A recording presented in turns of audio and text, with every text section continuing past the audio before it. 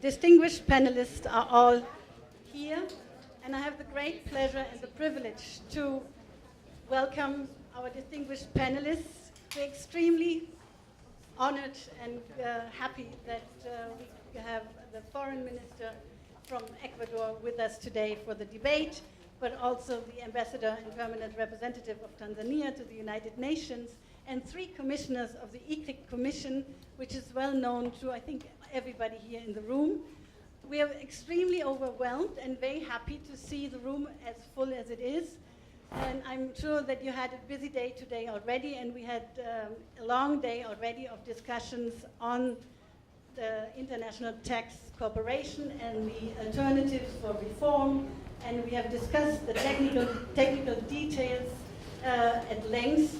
And now we would like to invite you to join us in the high-level public debate, which is shared by Professor Ocampo, who is also well known, I think. And because of the limited time and the limited space we have here today, I would just sort of like to say for FDS, for Friedrich Ebert Stiftung, we have, the International Cooperation on Tax Reform is one of our main and very important subjects we've been dealing with in the field of international and global economic governance. And we are extremely grateful and happy that the Commission has assembled today and has been discussing, and that we have an opportunity tonight to share even further experiences and practices in different levels, in different countries. So I would invite you all to join the discussion, and just to sort of save time, I would leave it as these very brief remarks, and I hope you all bear with us in this small room, and I hope we are going to get more air and enough air to sort of survive for the next 1.5 hours. And I would just hand over to Professor Ocampo to share the session. Well, thank you, Luis. Let me start by thanking the Friedrich Ebert Stiftung for the continuous support to our commission. In this current phase also, the Ford Foundation supporting our activities. And let me say that I'm extremely glad to join this panel, aside from my fellow commissioners. Let me, of course, welcome the Foreign Minister of Ecuador and the Permanent Representative to the United Nations from Tanzania. Let me perhaps start by explaining what we do. We have been convened by, I would say, essentially by a group of major NGOs associated with the international tax debate to present proposals on how to improve international cooperation on tax matters. We have produced so far 3 reports, 1 declaration, which was our starting point. I'll refer to some of the concepts. The second was an analysis of the base erosion and profit shifting initiative of the OECD, or the G20 and the OECD, and one on the on how to avoid tax competition among countries. In this, and today we have been meeting, analyzing alternatives to the current system by which international taxation is organized, which we think has significant flaws, and of course facilitate the reduction in the tax paid by firms that are active in international markets, multinationals. Let me say that our basic criticism is that the separate entity principle, which rules international taxation, is a wrong principle. The separate entity principle is the principle according to which each part of multinational firms, let's say, presents its tax returns separately. And this allows all sorts of tax illusion, I guess in some cases tax evasion of different character. One of the most remarkable issues is the issue of the benefits of the profits from intellectual property rights, which in many cases just go untaxed. So which of course results in great losses for all countries in the international system, and of course for the beneficiaries of spending by the governments, which are generally the poorest to a large extent. We have also been involved in proposing institutional reforms. And in particular, we have been strong supporters of the idea that the issue of international tax cooperation should be organized around the United Nations, because it is the only truly global representative institution.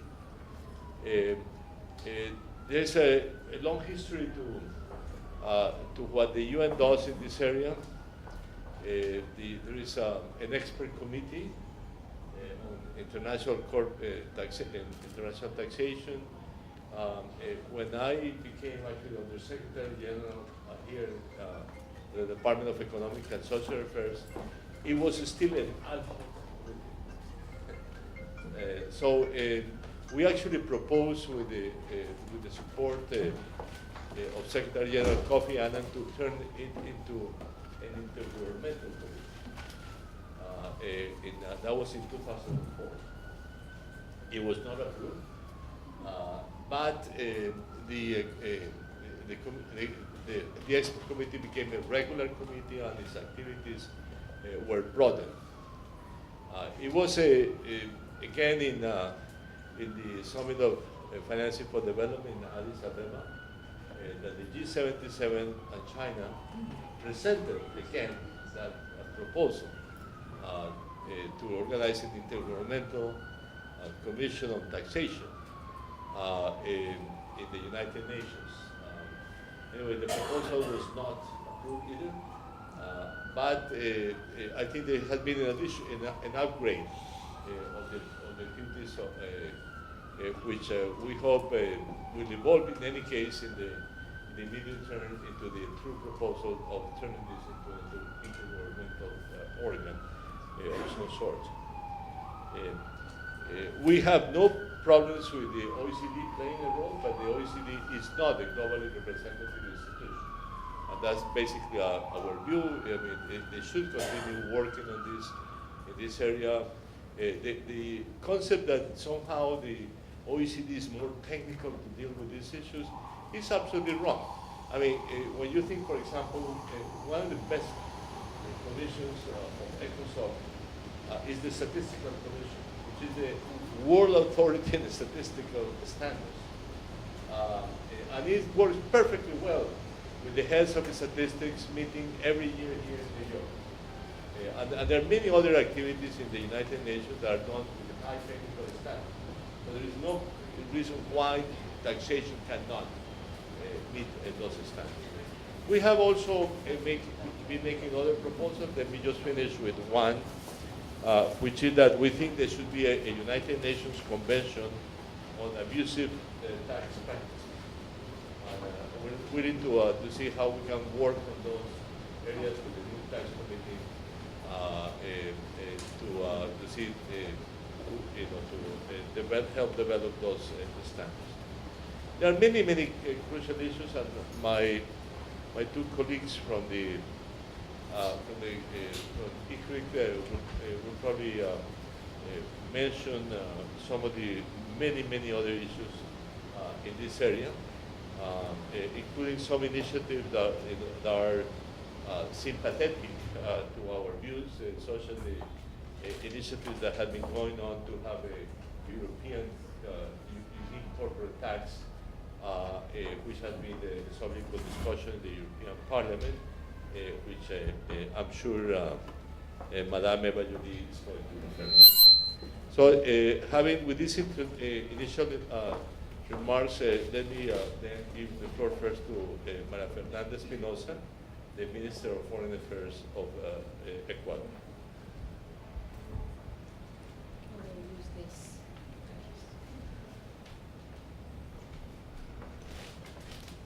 Well, good afternoon, and I first would like to thank the co-sponsors and all the organizations that are working together, Oxfam, Frederick Ebert Foundation, the Independent Commission, of course, the government of Tanzania, and ourselves. I think that we're all heading towards the same goal, and the goal is to work towards fiscal justice.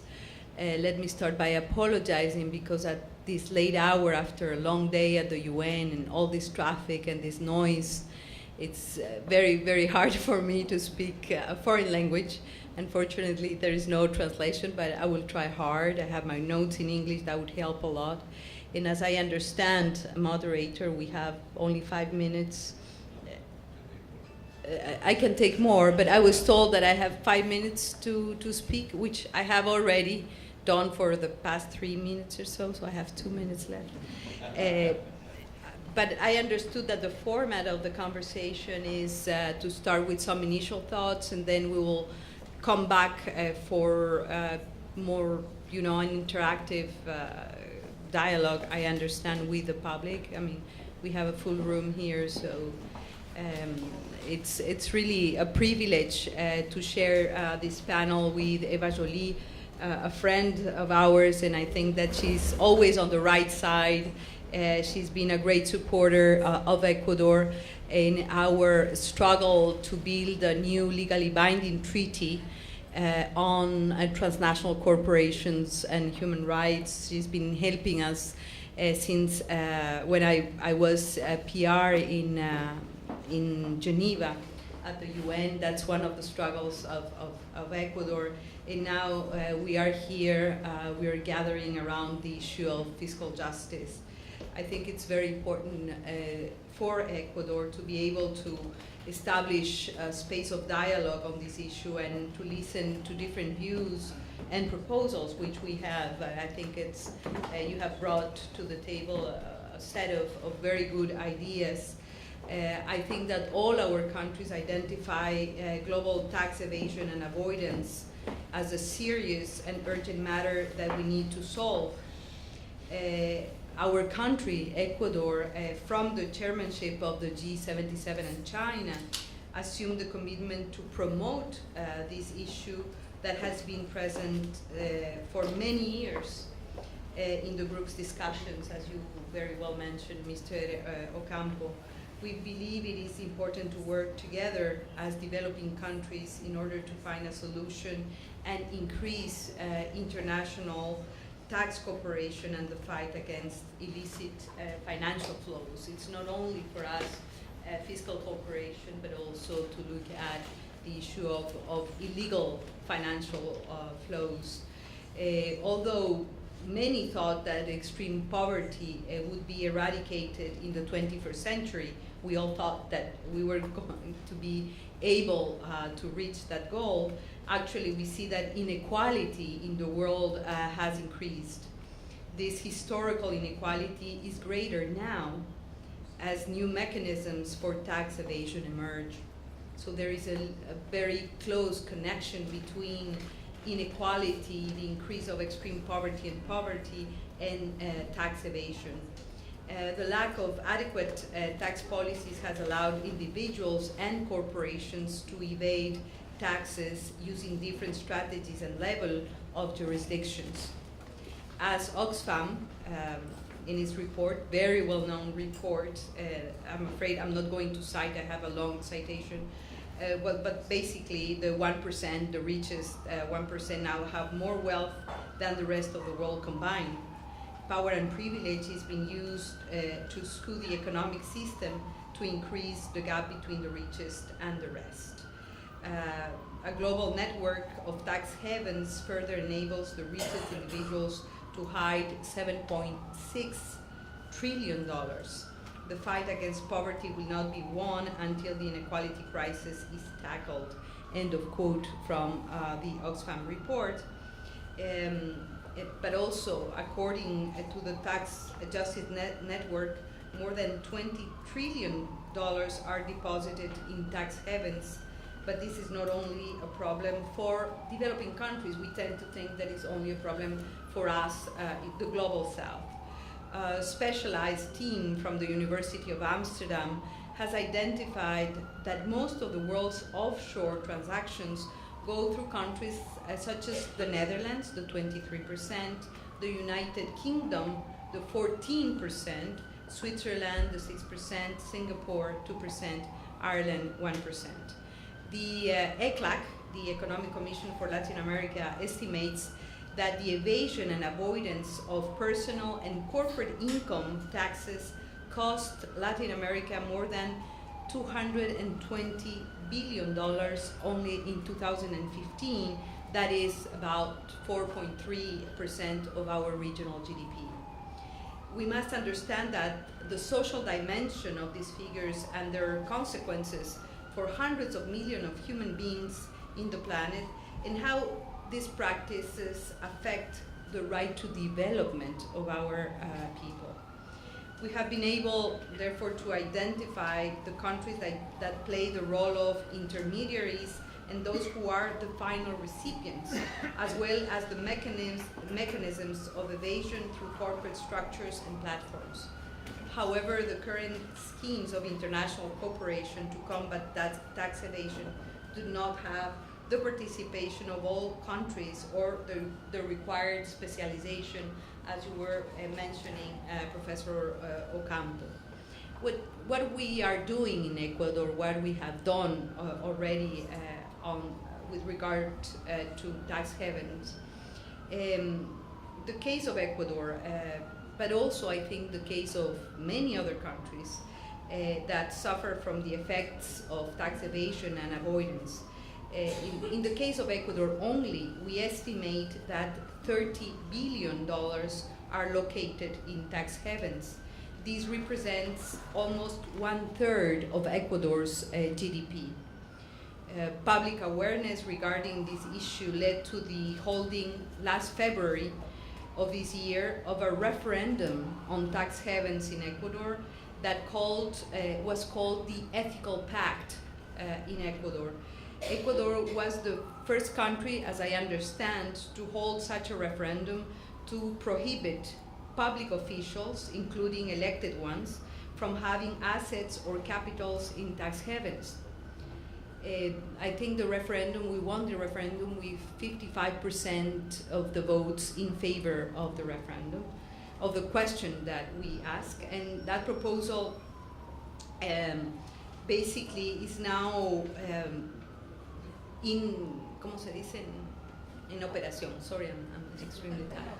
Yeah, it's working, and there is a new legal framework, a new law that was passed through our National Assembly 2 or 3 weeks ago, I remember. And I think that these are important steps in favor of tax justice and transparency. However, we also need to join efforts at the international level. Otherwise, Ecuador cannot do this job alone, and we can team up with Tanzania as well. And I think that we stand firm for tax justice, and we clearly state that this is basically a political issue, which requires strong cooperation at all levels, as the harm caused to our countries is not only economic, but also social, cultural, ethical. It's an ethical harm, and that really affects our right to development. I think that in order to give you a little more appetite to tell you what we're doing in Ecuador right now, but what we have done in our capacity of chairs of the G77 and China, how we are connecting the issue of tax justice to the accomplishment of the 2030 agenda, and what we believe we can do to improve the institutional framework at the international level. I think that perhaps I will take my next 5 minutes to go in depth and perhaps share some thoughts about that. So thank you.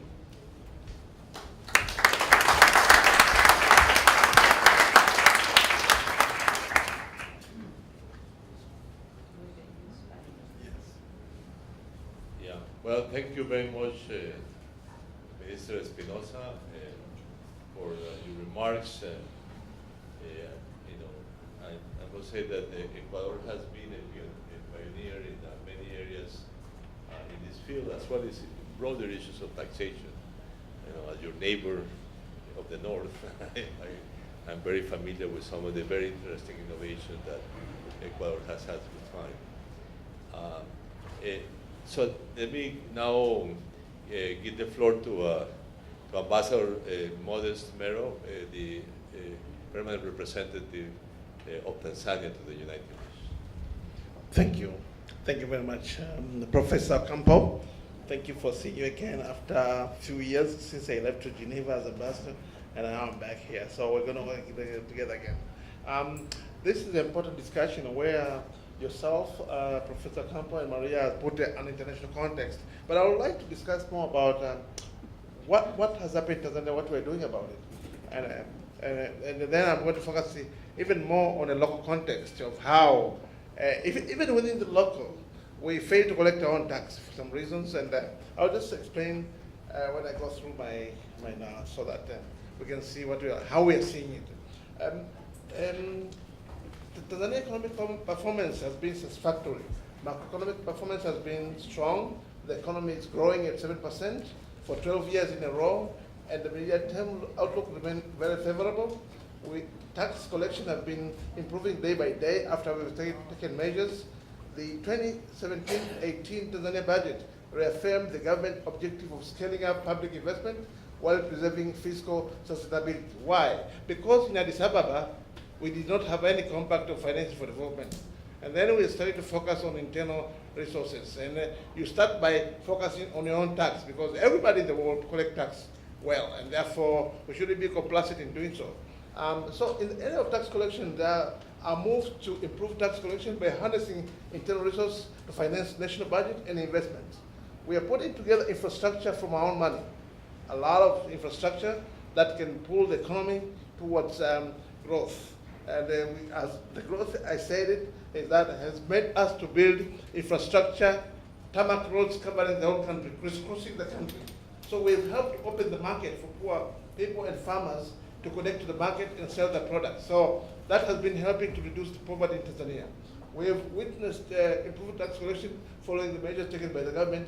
However, there have been a number of reports that demonstrate that there have been losses experienced by developing countries, including Tanzania, mainly from illicit financing, smuggling, transfer pricing, tax evasion, tax avoidance by multinationals and the international companies.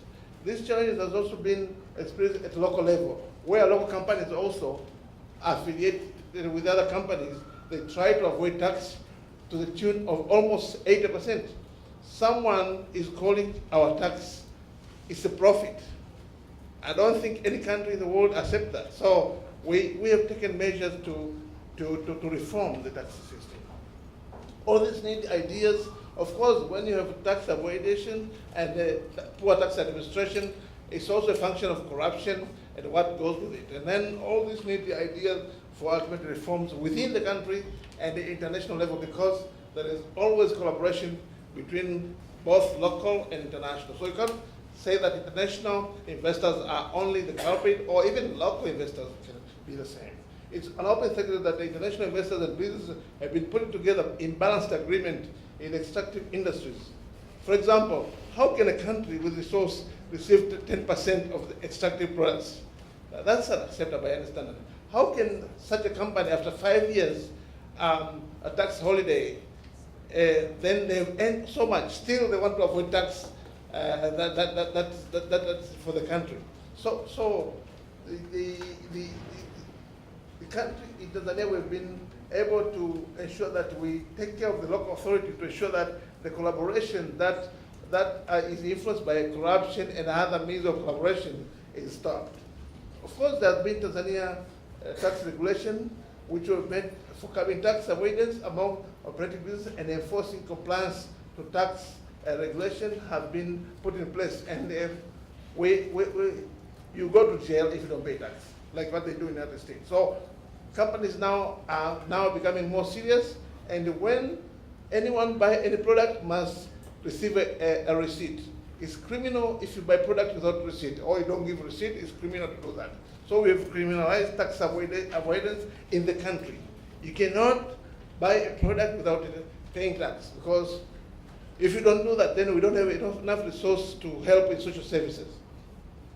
Recently, the government has uncovered tax avoidance by operating international companies, of which consultation with government is ongoing, and the corrective measures are ongoing, because we've asked the company, after covering the tax which have been avoided for a number of years, that it should pay back, because there are evidence that are there, that they've been avoiding tax, and there are evidences. Of course, measures have been taken to address the challenges, and we have strengthened management revenue authority and ensure that technology and management of revenue in the country is applied. Sometimes when you have revenue authority which have no clout in technology, information system to put together adequate information on taxpayers and tax managers, then you have a problem of how you manage your own tax. So you can blame other investors or businessmen because yourself, you mismanage your own data for the revenue. So we built a very, very important data center that put together all data about tax.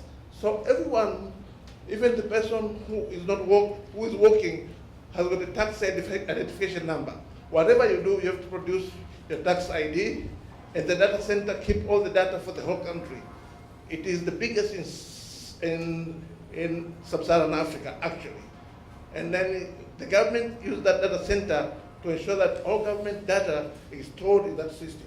However, a single country cannot address the international taxation challenge alone. As María, as Espinosa said, that we need international collaboration. We need to have a global approach in resolving the international tax compliance in order to save the resources for the development of the poor and developing countries, because the Finance for Development platform is not yielding any results. We need to answer the emerging question like, how could we use international norms and discipline to discipline the international tax regime? We know that there is this issue of the UN tax issue, that they're working on tax, and OECD. But I remember I negotiated one resolution in 2008, 2009, and that resolution could not win the day because the argument which was there was not adequate enough. So we may need to innovate ways to see that we've got international tax regime in the world that ensure that all countries are getting a fair share of their return in their tax regime, the tax on the product they sell internationally or locally. I thank you very much.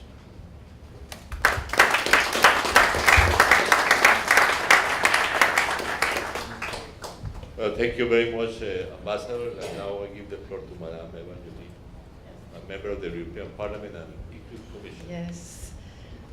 Good afternoon, everybody. I'm very happy to see so many of you here interested by this very important topic.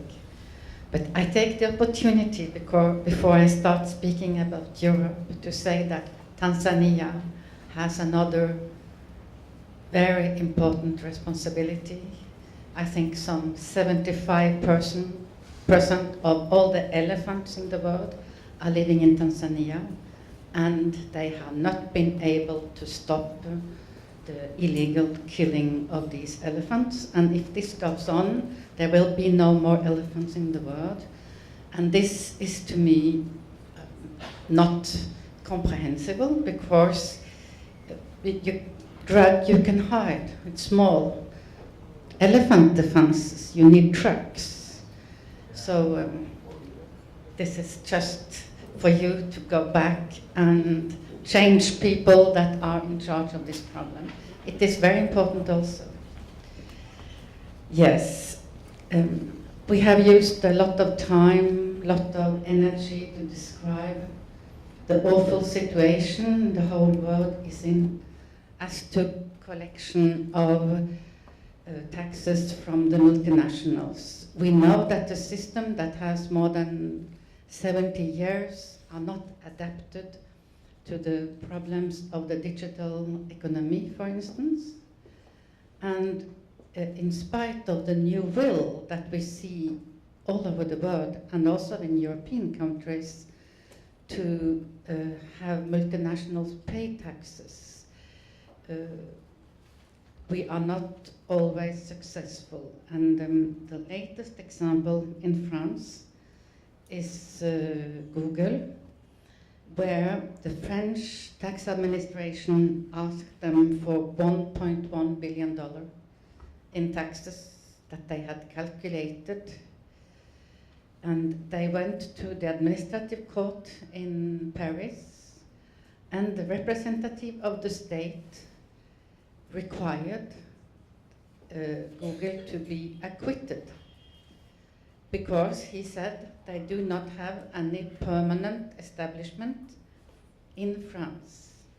As you all know, they have 10,000 square meters in Rue de Londres. They have 700 persons working there, and all these persons have computers. They collect data, they are organizing the publicity, but still the interpretation of the law was this way. The good thing is that the Revenue Service appealed this case, which is a very emblematic case, and so we will have a new ruling in some months.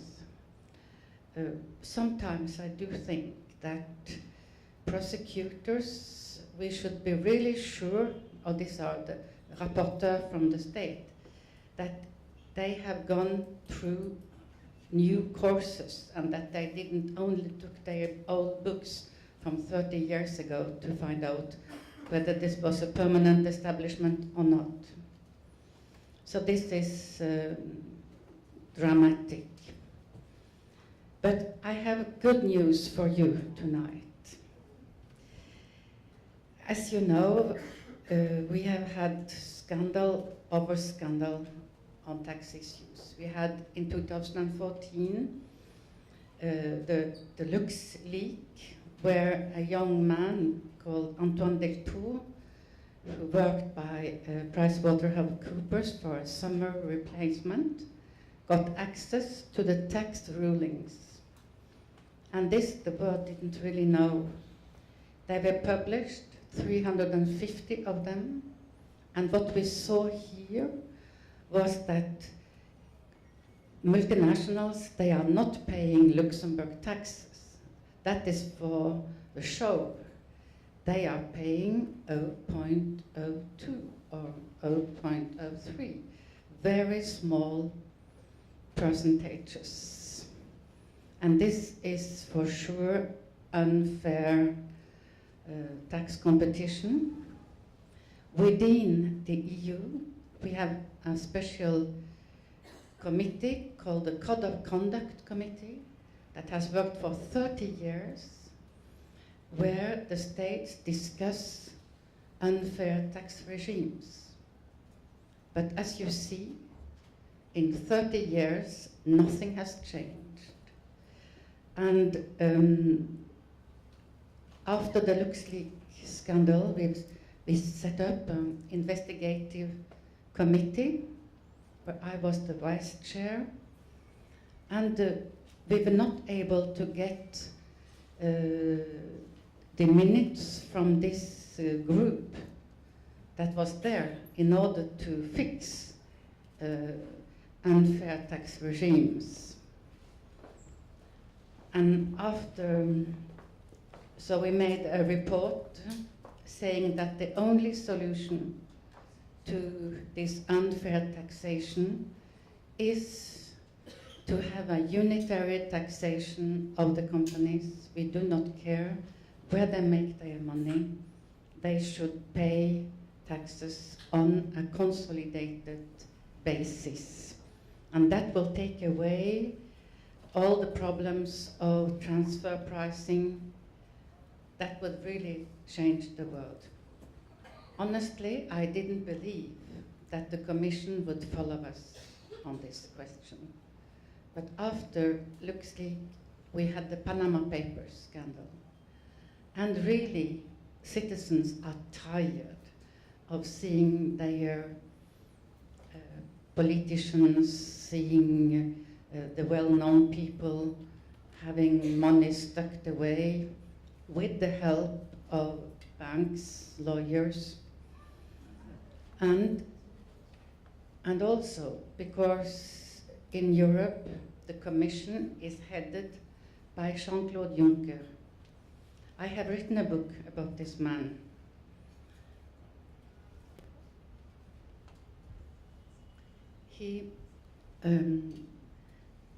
It's called The Fox and the Chickens, because Jean-Claude Juncker has really been the man who has transformed Luxembourg into a tax haven with this very low taxation, knowing very well what he is doing, knowing very well that he is stealing the tax revenues from the other member states.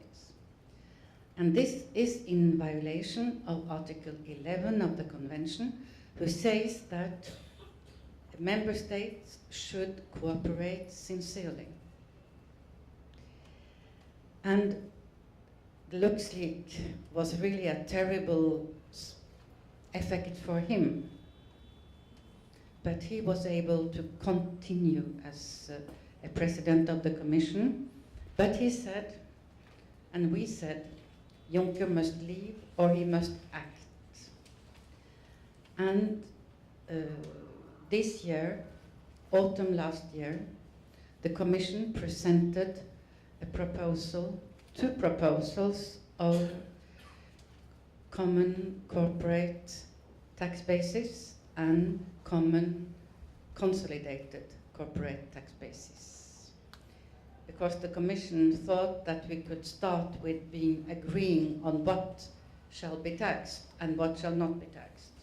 One of the problems, for instance, is it normal that the multinationals can deduct interest without any limit, and that when you have own capital, there is no deduction? So this document proposed that either we do stop the possibility of deduction interest for loans, or we allow deduction of notional interest on capital. This is one of the questions that must be taken into account in the rules for corporate taxation. But the rapporteur, you have Alain Lamassoure from the PPE, and you have Tang from the Social Democrat. Both of them want this directive to come into force at the same time. And they even propose a date that will be 1st January 2020. And I want you to imagine what the world would be like if the first market, even after UK leaving, we will be 490 million people. If we were able to set up this system and maybe also require that companies that want to do business in Europe should apply by the same rules, we will have solved the problem. And what is really also new is the public will. And I'm so grateful to this organization and to your organizations, because I think we have won the cultural debate. Today people understand, and they do not like what they understand, and they require this change. And it is because of this wish to have a better world, more equitable, that I do believe that we will manage. We have time for amendments until the 25th of September.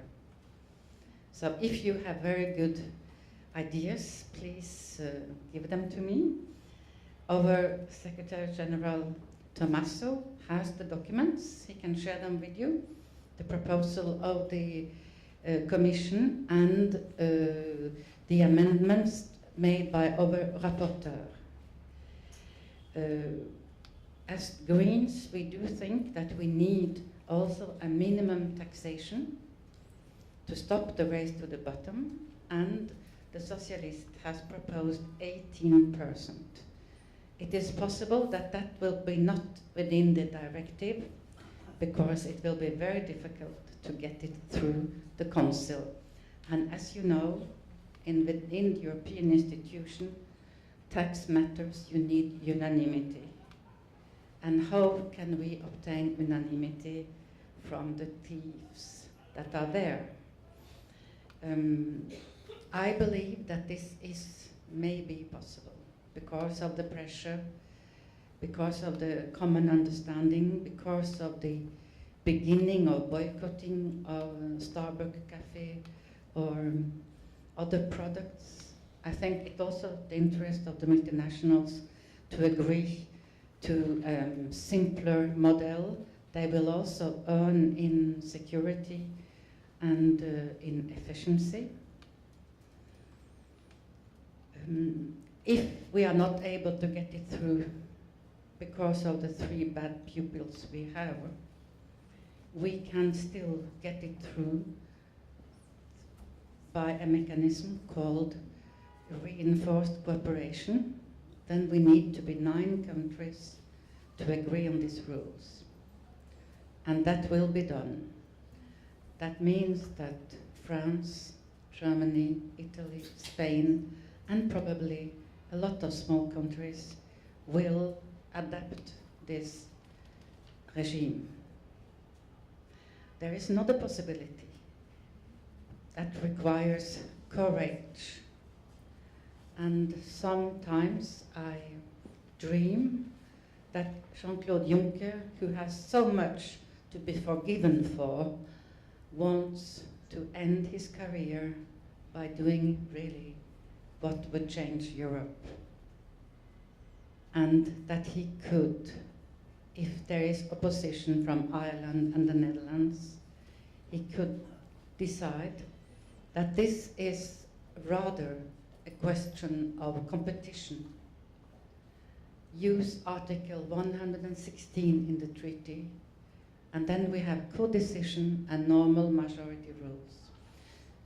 In his speech on the State of the Union on last Tuesday, he said that he were willing to do that. But there were little biais in his speech, because he said he would use the passerelle foreseen by Article 41, and using that passerelle needs unanimity. But you see, there are ways, there are hope, and if we manage, this directive will be implemented by January 1st, 2020. And then we can say goodbye to transfer pricing. And also what I have not told you is that the 2 rapporteurs, meaning that it is transpolitique, with the support of the Greens, we have added a new criterion to the apportionment, which is for the digital economy. It is the buying of personal data. The buying and the use of personal data is one of the criteria for the permanent establishment. So even if we were not the 28 countries, it would mean, with the reinforced cooperation, that they should pay taxes to France, for instance, or to Italy. So it is on the move, and I think this is the first time in decades that we have good news.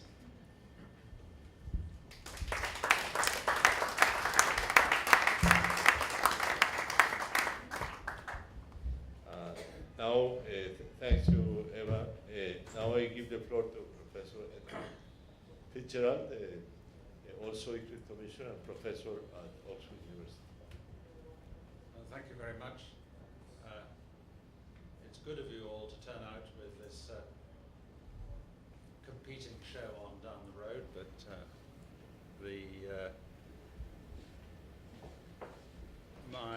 Speak louder, please. Is this working at all? Can you hear better? No, sorry. The Commission is concerned with the economic and social costs of global tax competition, the race to the bottom, and in particular to the cost to developing countries and a number of small developed countries as well, and the need for international cooperation to ensure a fairer distribution of resources. Now, as Eva has been explaining, broadly speaking, the European Union has been supportive of these initiatives to cooperate between tax jurisdictions and to improve corporate tax collection. And to a broad degree, also the G77 grouping, the OECD itself, and a number of other international organizations. However, a considerable concern to the Commission is that the United States, which broadly took a fairly neutral position on this, has now shifted to a unilateralist and indeed mercantilist view of international trade and finance and tax affairs. And unfortunately, my own country, the United Kingdom, is shifting in a similar position and has explicitly declared that it wants to become the offshore tax haven for the European Union. So, on the one hand, as Eva says, in one part of the world there is progress, but in other parts of the world we are moving backwards, unfortunately. Now, we don't know exactly what form the US tax reform will take or when it will happen, because this loose coalition of the Senate, House, and Executive hasn't yet got its act together. But the main elements do seem to be emerging, which could have major international consequences. The three key elements from this sort of point of view are, firstly, a lower headline rate, moving possibly from 35% to 25% as the corporate tax rate. Secondly, far greater investment incentives, possibly complete expensing of investment in the year it happens, and possibly discouraging of debt financing by reconsidering interest costs. The third is a move to an amnesty on the repatriation of overseas profit balances of US corporations, and a system of territorial taxation in future, which essentially means that overseas profits are not taxed in the United States. Now, these three, I think, will have considerable impact on international taxation arrangements. They would substantially affect international negotiations, and in particular would put the United States and the European Union on a collision course in any international forum where international tax matters were considered.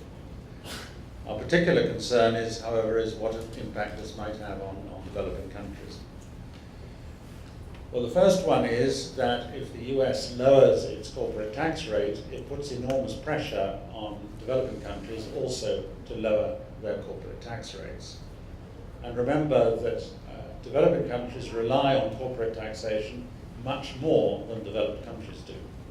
It is a major source of income for them, and about the only way they have to capture some share of returns on natural resources and foreign investment. The pressure to reduce their tax rates will come in two directions. Firstly, competition for investment, because remember President Trump's explicit justification for lowering the corporate tax rate is to shift investment by US corporations away from developing countries towards the US itself, that is, onshoring of supplies ranging from Mexico all the way to China. So to the extent that it's effective, there would be a requirement, obviously, logically, that developing countries would have to reduce their tax rates to retain that.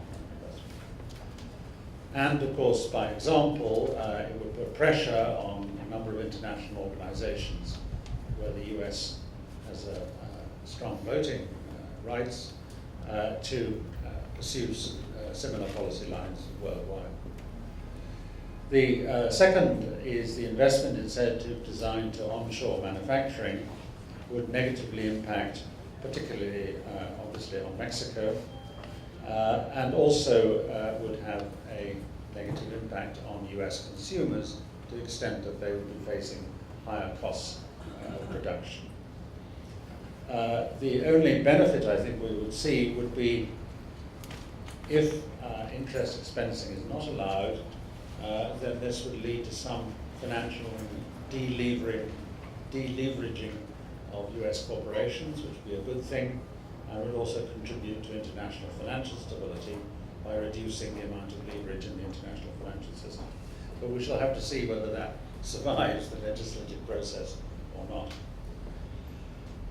The next component is the proposal for an amnesty or possible reduction from 35 to 10% taxation for profit repatriation. Now, if the funds return to the US, then they would mainly be coming, as has been mentioned, from Ireland, Netherlands, and Luxembourg, and this would not have an enormous effect on their economies, as these are merely financial assets held there and are not real investments. But I think there is an expectation, of course, that these funds would lead to an investment boom in the United States, which would then have a positive effect on the world economy by generating more imports, by generating more growth.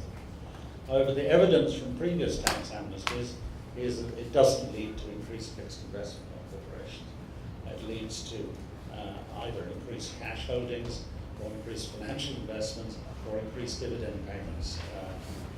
So I don't think we will see this positive accelerator effect on the world economy that otherwise might be expected. And last but not least, as I've already mentioned, I think we're going to see less cooperation on international tax measures and even a positive blockage of initiatives at the UN or the G20 or within the OECD to enhance tax cooperation. This is why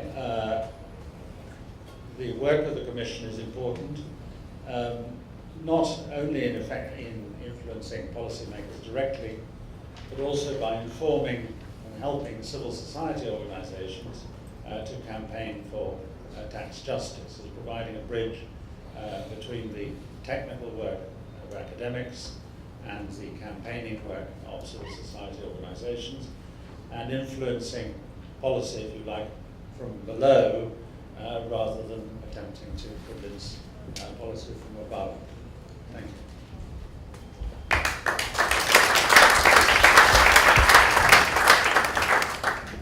Well, thank you, Professor Fitzgerald.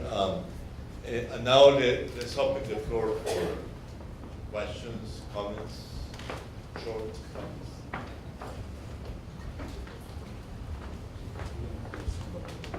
Yeah, please introduce yourself.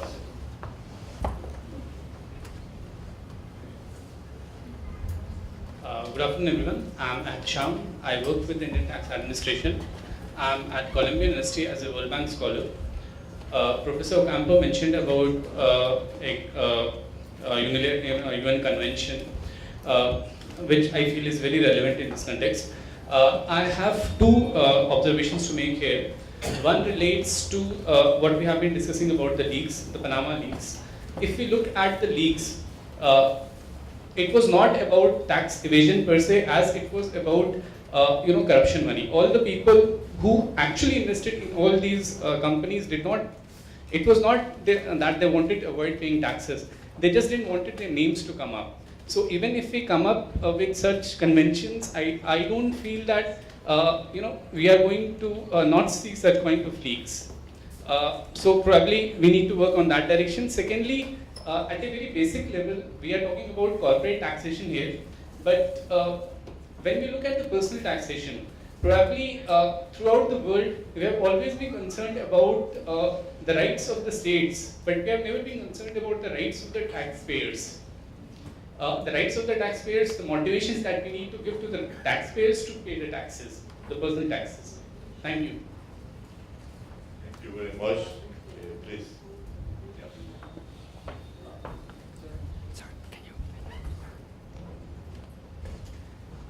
Yes, my name is David Spencer. I am concerned about a certain element of objectivity. My concern is the following. The G77 has been around for many years. Has the G77 presented a detailed proposal of 15, 20, 25 tax issues that it could agree upon and serve as a basis of its increased efforts for tax justice? The second comment I have about objectivity is my concern that the G77 has energetically argued for the upgrading of the UN Tax Committee. But why is it that the BRICS, in most, if not all, of its recent statements, including the statements of the heads of revenue of the BRICS, have come out in favor of increased participation in the OECD's inclusive framework without any specific reference to an upgrading of the UN Tax Committee? And Professor Fitzgerald, let me just mention one thing. Without doubt, Mr. Trump, who I frankly detest, has pushed this unilateralist measure on many fronts, and of course that will not help tax cooperation, international tax cooperation. But one of the reasons why we have Mr. Trump as president is because of Mr. Assange and WikiLeaks. So isn't there an element, isn't there a requirement that we must look at this objectively? Yeah, to the back.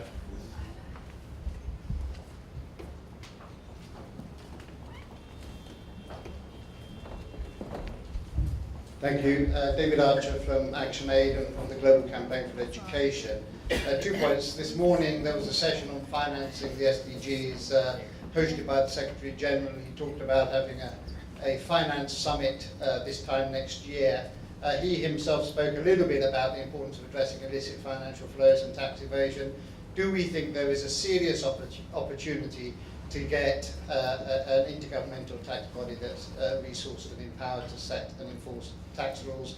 What can we do, all of us, to make that happen? Because it seems to be the critical failure of the Addis Financing for Development meeting. Can we use some new momentum over the coming year to get to that?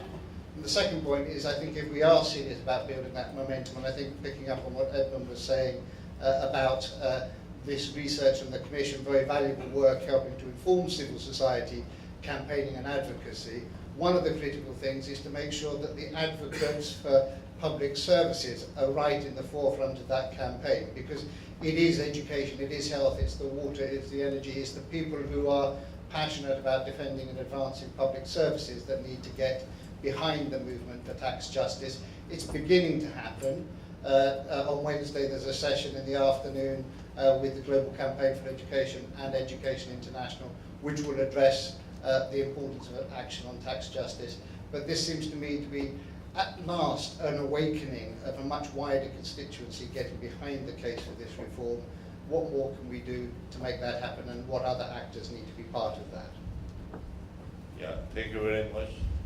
Here in the front, and then give the floor to whoever in the panel wants to answer some of the comments.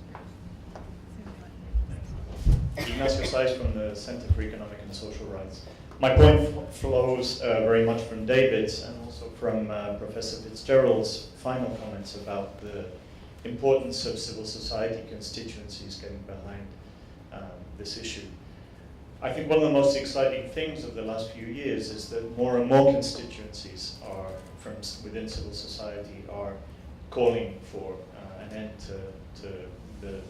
to corporate tax abuse, from within the development community, from within the human rights community, people working in public services, as David said. And each of us use a different language, different rationale, and indeed appeal to different normative frameworks. My organization, for example, is interested in seeing how international human rights norms and how the human rights obligations that governments have can be invoked to hold both governments and corporations accountable for the tax abuse that results, the human rights abuse that results from tax abuse. So my question to the Commission, I know this is an issue that the Commission has dealt with. The Commission includes renowned human rights advocates such as Magdalena Sepulveda.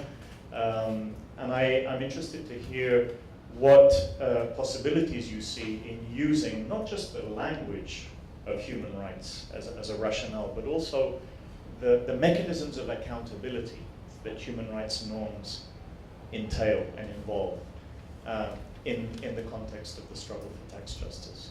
I would turn that question also into a recommendation that you be aware that there are these broad constituencies really looking to your work and looking for a foothold in a way to be able to advance, to join the struggle with you. Thank you. Yeah, thank you very much. I know who in the panel wants to answer some of the...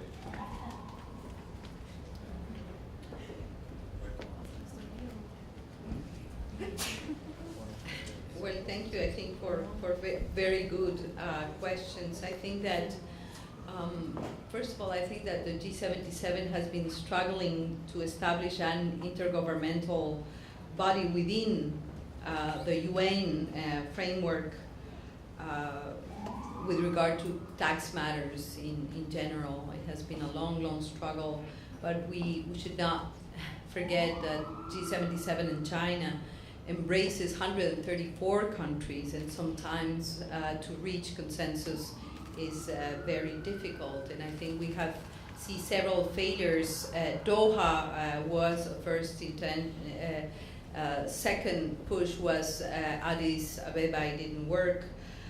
But of course, all this pressure and this work under the auspices of the G77, I mean, they have not been in vain. I think that there is some progress. I think that last month in August, there was like an expansion of the representation within the council, the committee, with an additional seat for Africa, an additional seat for Latin America and the Caribbean. And I'm very proud to say that one of the experts is from Ecuador now. Of course, it doesn't guarantee anything, but at least the representation has expanded, even though 25 members, expert members acting on their personal capacity is not going to solve the issue, that's for sure. I think we should keep insisting on the need to create an intergovernmental body. I think it's extremely important. The committee has an outdated mandate, doesn't have resources, and doesn't have universal representation. I mean, these are very big limitations to the potential impact of the committee. Second of all, the issue of the 2030 agenda and using the momentum. It is true.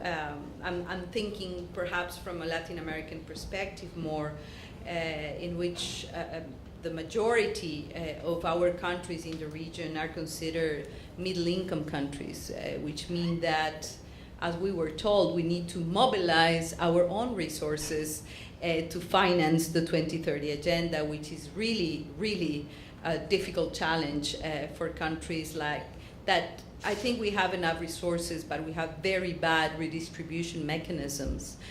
Tax policies are precisely the redistribution mechanism and the redistribution policy that we have in hand. But when we have tax evasion or tax elusión fiscal, avoidance, sorry, I think it's very difficult. I have to say perhaps that listening to your comments and recommendations, I see that in Ecuador we are working in three paths that are interconnected, looking at the multilateral sphere.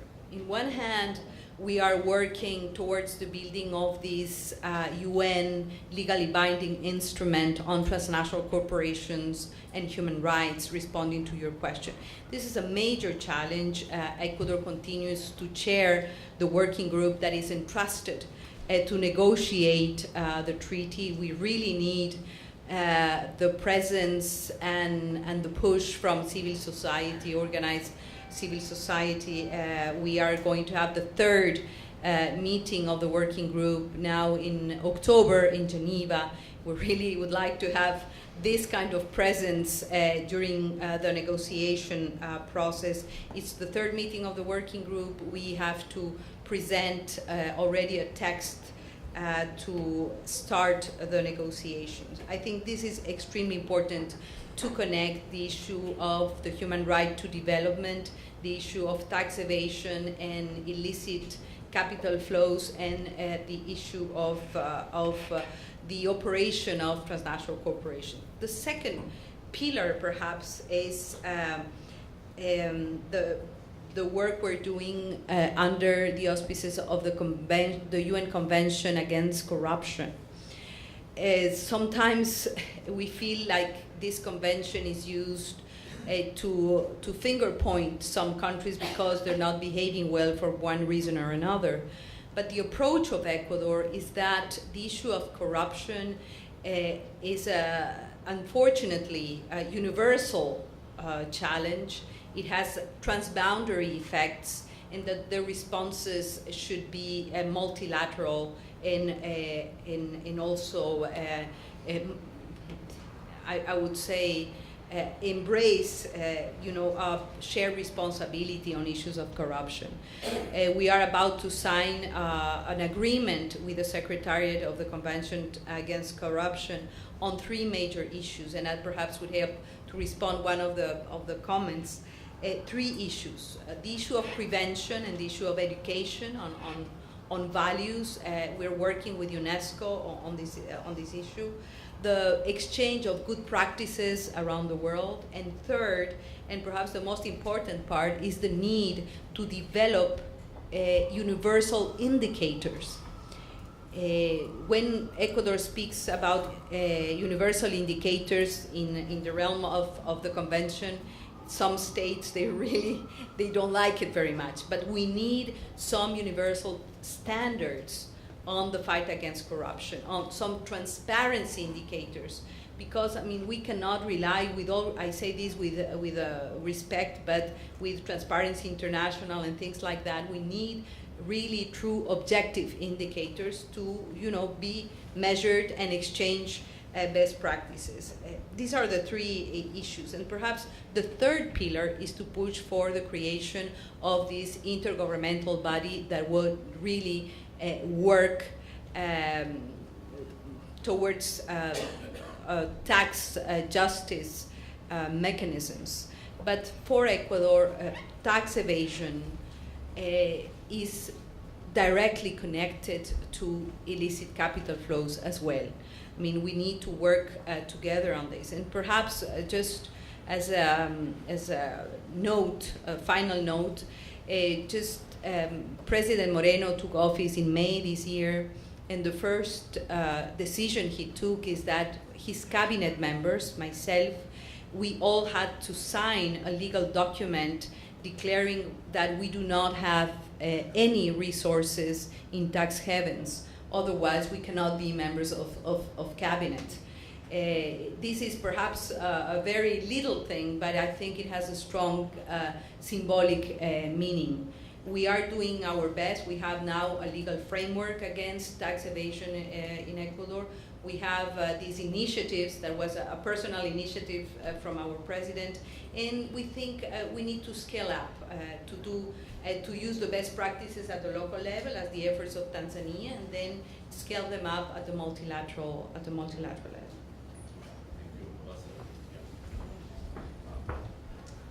Thank you very much.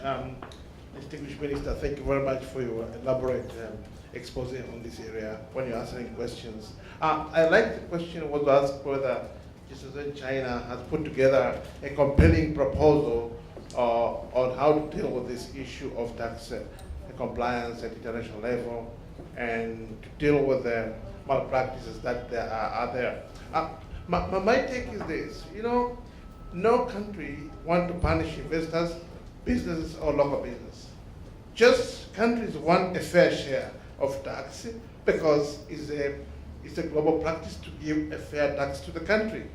Make your profit, do what you have to do, but pay your fair tax. That's what all developed countries stand for, and that's why they're developed and they're out of poverty. If this is a consensus among us in this room, then we think that we need to have an intergovernmental process in the United Nations under the President of the General Assembly or Secretary General to discuss this thing in a wider scope in order to see its different facets so that we can emerge with the international regime of tax regime that can be able to be enforced internationally in order to reduce malpractice of corporate companies, businesses, and investors. The more you create poverty in other countries, the more you create migration issues, you create crises like lack of peace, lack of whatever. But if countries are able to control their own tax, they're able to avoid the tax to be stolen or the capital to be stolen and the capital flight to be managed, then you have countries that can work together without creating poverty on one side of the planet and wealth on another part of the planet, or to create crises which are called for. When I was listening to Jolie, distinguished Jolie, Minister, Commissioner, and Member of Parliament, you expressed concern which we share. Europe cannot express the same crisis we share. It is a problem for all of us. In Europe, the countries are not poor, but what is happening is not acceptable. Why should it be acceptable to developing countries? If it's not acceptable to developed countries, even to developed countries, it is a common enemy we have to face at multilateral level.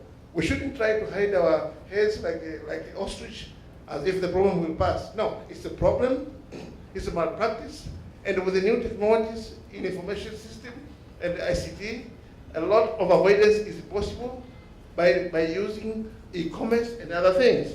Why don't we evoke a regime that will cope with emerging innovation and technologies as the main? Just on the human rights issue, I think the situation is very bad on human rights. Last week in the parliament, there was a majority to allow the development money to be used to guard the frontier, to guard the borders, and to form the policemen. And so we are taking money away from fighting poverty in order to close their borders. So the European money, no, I don't know to which percentage, but there are no, this was very forbidden before because we had the DAC in the OECD, we should fight poverty. And nobody can show that there is a link between coast guards and fighting poverty. Huh? So, and I think also that in the terrorist fight, we feel that people that do worry for human rights are put aside because no, it's all security, what it is about. And also, the very fundamental rights, like right to a fair process. What does that mean when you have drones that are like insects that can kill you without any formal process? I think we are in a period where things are changing a lot, and our way of thinking is also under huge pressure. And this is very difficult because people ask for security. So it's very difficult to get the public opinion to share with me that we should not give the money for the Coast Guards, for instance. So I think, and you see in Guantanamo, we still have people who were sold by the Pakistanis to the Americans that have spent, 15 years. They have started their trials, and they are using proofs that were obtained under torture that are not much reaction. These are violations of human rights, and human rights are for everybody. But well, not here.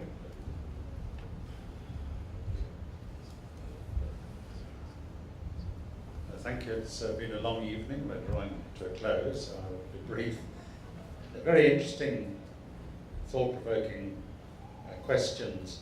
The first one I picked up was about taxpayer rights. We've been talking about state rights. What about taxpayer rights? I'm very keen, as a taxpayer, I'm very keen on taxpayer rights. But precisely what upsets me is the fact that I have to pay tax because I'm not wealthy enough to employ accountants to arrange my international tax affair, and that other people who are richer can. In other words, that it's the defense of the small taxpayer against the big taxpayer is a human rights issue. I agree entirely. I'm with you. What I'm not quite so concerned about is the right of rich people not to pay tax in the name of freedom and democracy. The second point was raised that we must be careful because WikiLeaks led to the election of Donald Trump. I don't think that is the case. It's clearly a response to a new wave of populism, which is not only in the United States, but is clearly a major factor in the Brexit vote in the UK and in elections ranging all the way from the Netherlands eastward. So I do think we've got to cope with it, and it's clearly related to a sense that people have been left behind by globalization. It's a sense that they're not properly represented in democratic institutions and so on. And these are issues that we do have to face and do have to tackle. The final one on human rights, the link between human rights and taxation, is not just a question of having money to spend on education. It's also that you can't have rights without obligations. Rights have no meaning. My rights to property have no meaning unless there is an obligation that other people can't take my property away. And by the same token, I don't understand how you can support a right to education or to health without at the same time saying there is an obligation on someone else that they have to help pay for it. So I don't think it's an add-on to human rights, it's actually the other side of the coin. You know, you can't have a right without an obligation, and by extension you can't have a right to education without somebody being obliged to pay for it, otherwise it has no meaning whatsoever. Okay, let's do the second round of comments and questions.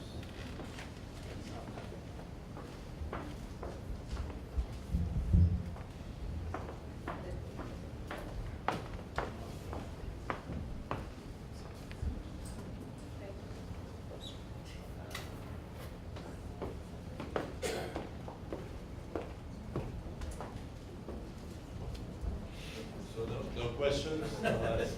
Okay.